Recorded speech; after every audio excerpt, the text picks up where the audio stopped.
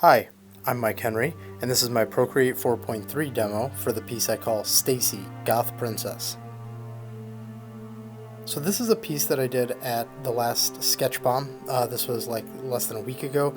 I've been trying to challenge myself lately, as you guys know, in the pineapple piece, Pineapple Pete, I did it really quickly, and I thought, okay, let's keep doing that type of an exercise. So at SketchBomb, we have 3 hours to do all of the topics, or one of the topics, or whatever, but you have 3 hours. So I took 2 of those hours to do this. The 3 themes, well, I can't remember what the other 2 were off the top of my head right now, but one of them was princess. So I wanted to do princess, but I wanted to just twist it a little bit. So I thought goth princess would be sort of a more fun thing to do. A while back, which I think we're actually getting close to more like a year back, I did like this gothic girl who had like a cardinal, like this demonic cardinal on her finger, and it was all like in leather and it was red and black and stuff, and so I wanted to go with that scheme again, but I wanted to try and make it different. I definitely didn't want to do like the same character twice because it would have been really easy to go that same route.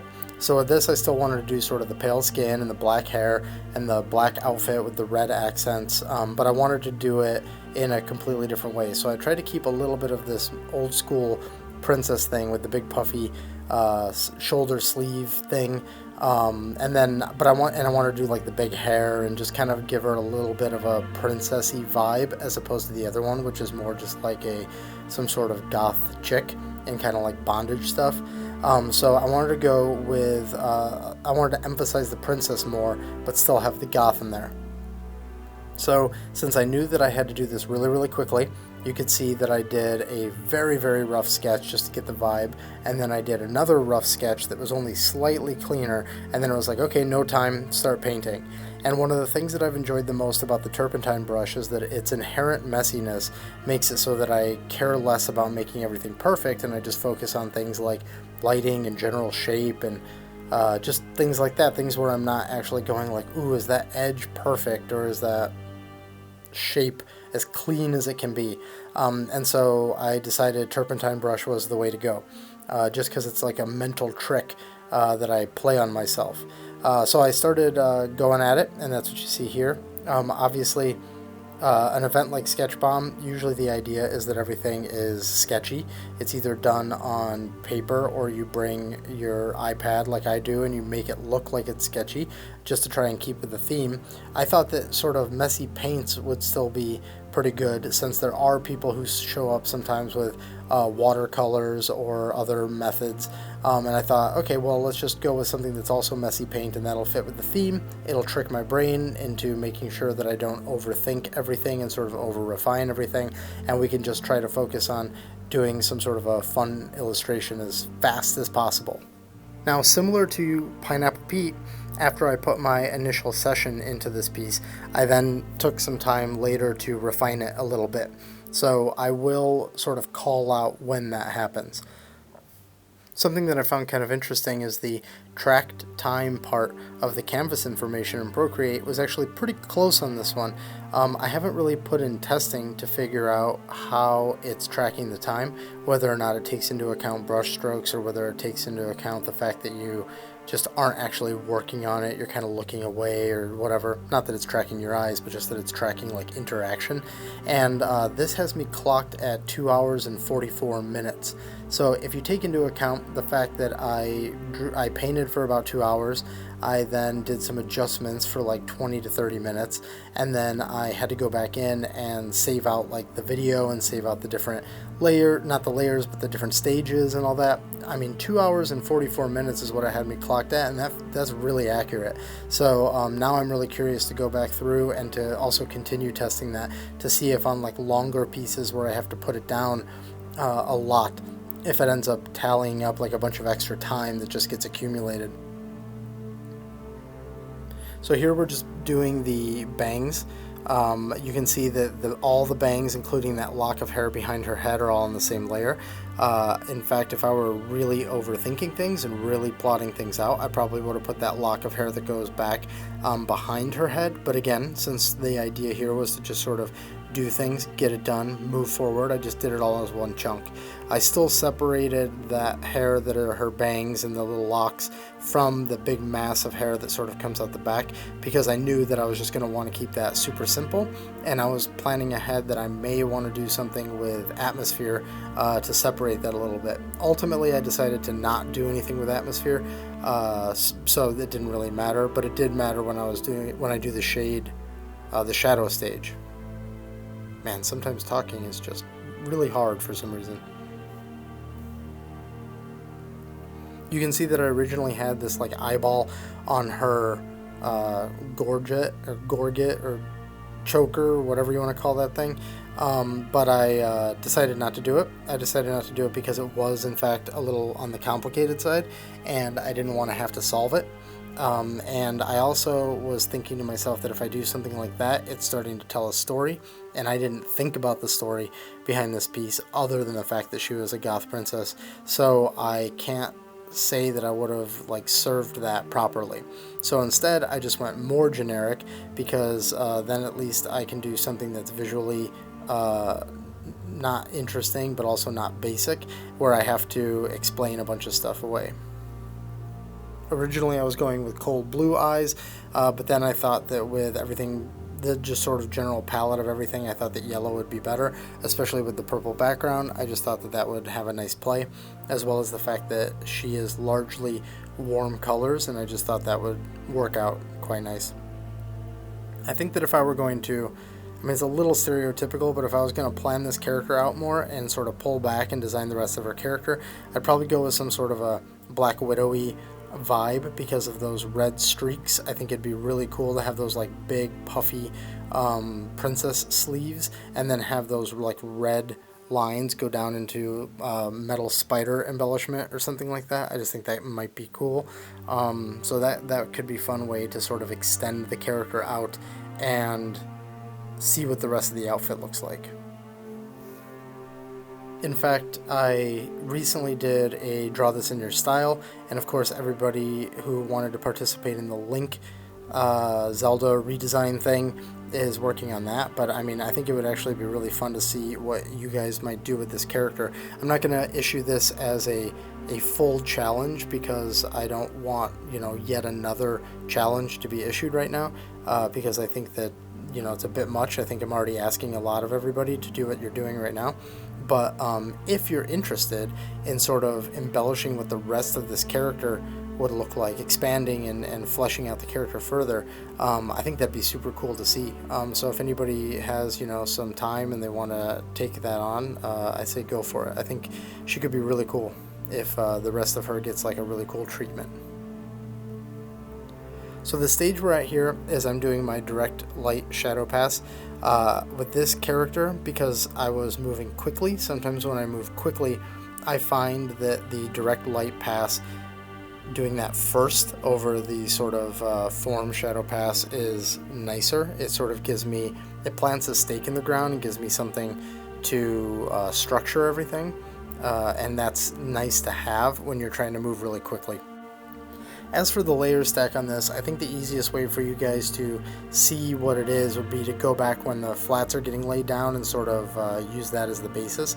But the general big chunks is that you've got like her big massive hair in the back, and the her big puffy sleeve, her left sleeve, so her distant shoulder is then like in front of that with the red embellishments, and then it's like the skin, the body skin, and then the black leather of like her chest piece plus the closest sleeves plus that distant sleeve are sort of like all on top. At least I think that's the way it is. Again, go back to the flats and check that out, and I think you'll really be able to see it.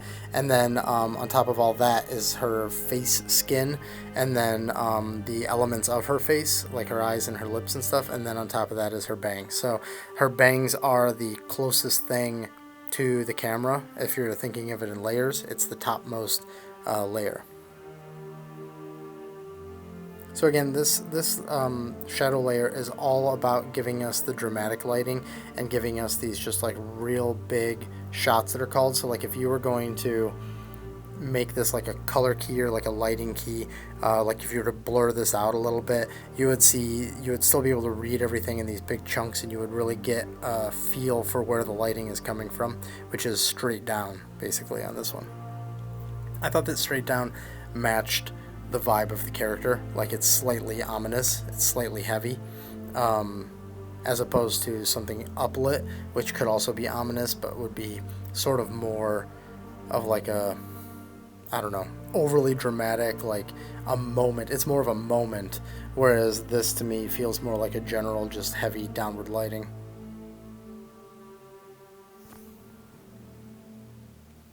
So now we're on the bangs, which means we're towards the end of the direct light pass. And then this is where I started thinking, okay, I've got to flesh out some of these details. So I put this like wacky stitching into the chest piece. It's deliberately kind of all over the place to try and give it like a slightly unhinged look.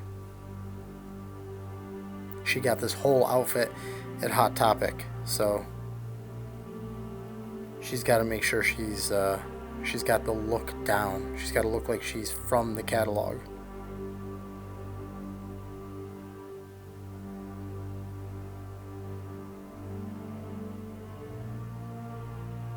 Okay, now we're back to the face, and we're doing some local color stuff, adding some blush. I wanted it to be a little on the strong side. Then we're adding eyeshadow, a little redness around the eyes, and then on top of that, a little bit of the mascara being smudged. You can see there with all the lighting turned off what that looks like. Now what we're doing is we're moving into the form shadow, the thing that's kind of like ambient occlusion, but a little different. And you can see by which parts I'm painting the shadows into, that reinforces the layer stack. So you can see which layers are the lowest on the stack and which ones are the highest on the stack based on the order that I'm going in.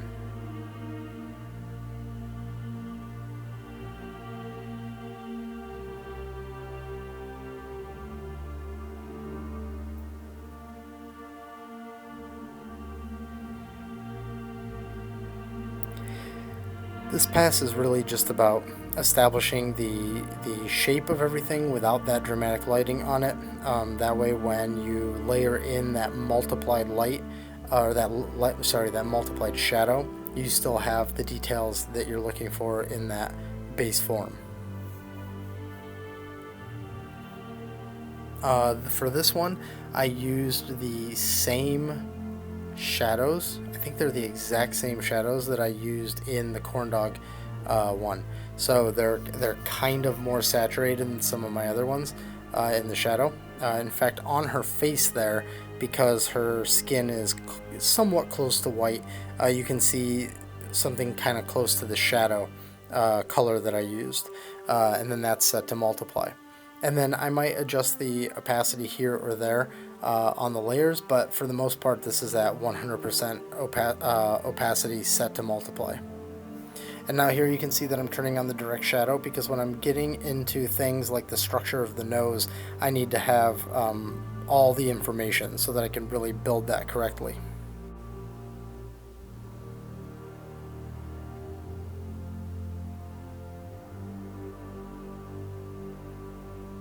Now we're doing the pass on the bangs, which means that we are towards the end of the 2 shadow passes, because this one only has 2, on the overall figure.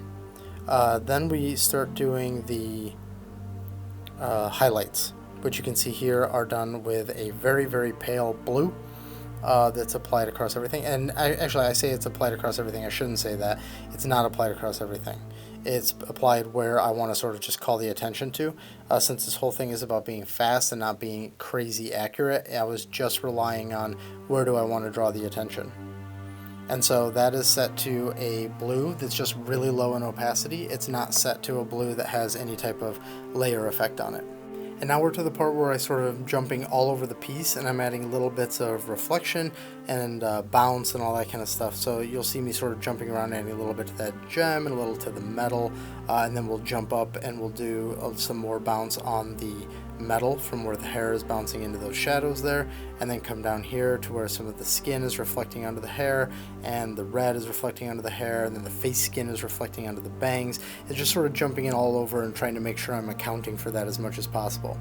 Now we're starting to do some background stuff. In fact, there's going to be a lot of things flickering on and off, because when I'm at the end of a piece, I'm doing a lot of like really fast adjustments, putting some of that purple bounce onto the actual character, so that, you know, the background is kind of stylized and graphic, but at the same time I want it to affect her in some way.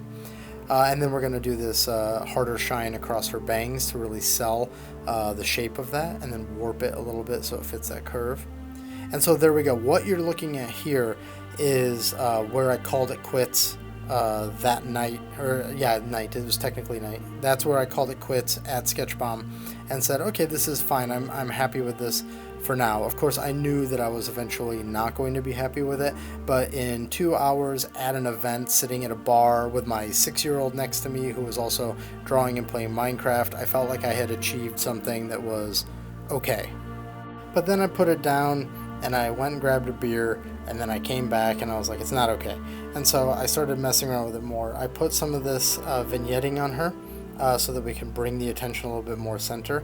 I wanted to get a little bit more interesting of a color in the background, so I sort of messed with that little halo, that outline I had on her, to give it a little bit more color, make it a little off from purple. I also, of course, darkened the background quite a bit so that I could bring more attention to her. And then I started adding a bunch of little details across it.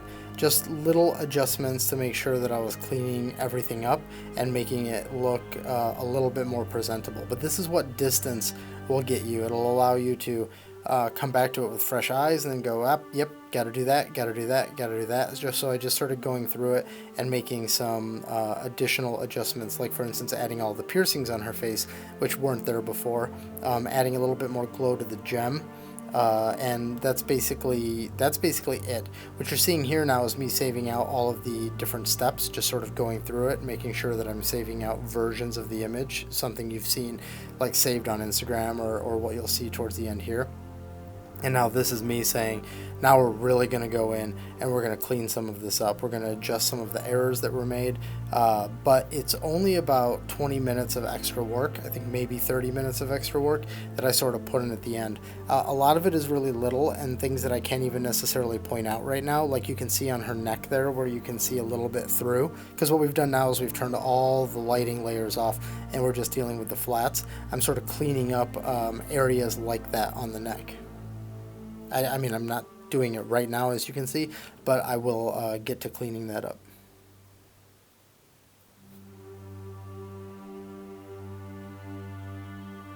And right there, you'll see the neck cleanup. And I've also cleaned up little things like the red on her outfit, making sure the points are a little cleaner, making sure the eye makeup is as good as it could be. And then when I actually, which is what you're going to see right here, just me trying to make sure that that's, you know, I want her to look like her makeup's a little messy, but I didn't want it to be like I made a mess, if that makes sense. And now we're going to, when we get back into the lighting, I'm going to go in and add little fun details, at least fun to me, like things like her eyelashes casting shadows and things like that.